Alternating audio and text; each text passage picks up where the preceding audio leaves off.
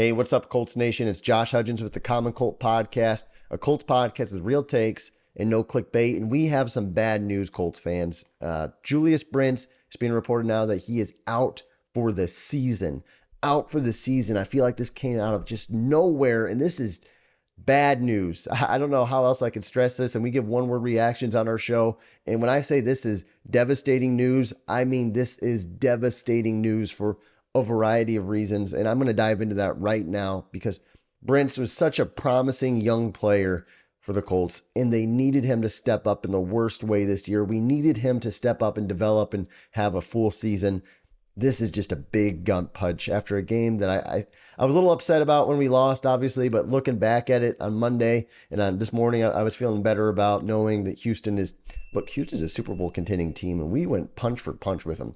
So I was feeling better.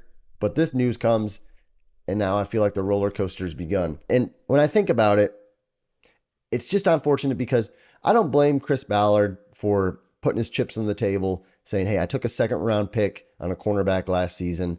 He had some injuries, but it's a new season. We're going to put our marbles in, and we're going to trust him to start and play most of the season. I don't hate on Ballard at all for that move. Here's where the issue lies. And again, for most of our videos in the past, you can look, I'm more of a Chris Ballard apologist, but lately, when stuff like this happens, it's hard to defend him. Your insurance policy is Dallas Flowers. And I thought Dallas Flowers played well last year for the 4 games that he played, but what happened? He tore his Achilles as a cornerback, as an undrafted cornerback. That is your insurance policy, Dallas Flowers. So now what happens? Chris Lamons gets upgraded to the 53-man roster, and we sign Kelvin Joseph. And that's kind of exciting. I know he was a former second-round pick in 2021, but he's a free agent for a reason. And that is just the biggest issue because we're fans, and I know as fans, sometimes we think we know all, and we don't, but there's some things that's common sense that you could just see from a mile away.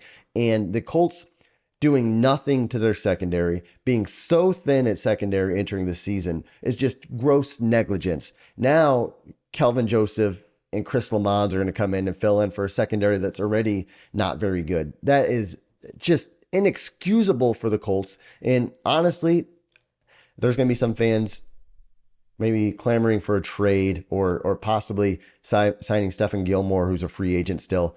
I don't think any of that's going to happen. I think at this point, the Colts have shown what their intentions are this season, and that's to develop and play the young guys on their roster. This is not a Super Bowl team. So signing a Stephen Gilmore isn't really going to move the needle too much on that.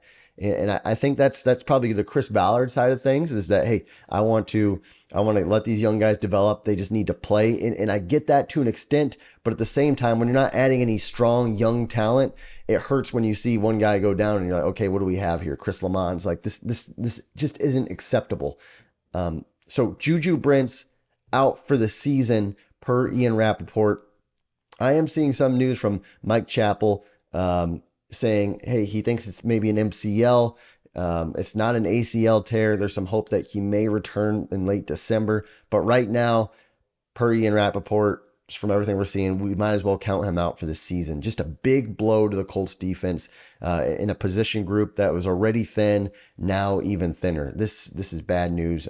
I try not to overreact. I try not to be one of those people. I try not to be a sky is falling kind of guy. But when you look at this roster and you think about big blows to the team, it's always unfortunate to lose any player on any position group. But that cornerback position group, that's right up there among the top, right after quarterback probably. I mean, that is a big blow.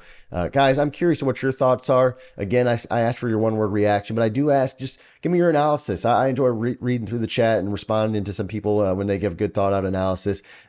Subscribe to our channel and let me know what you think. Thanks for watching, guys, and have a great day.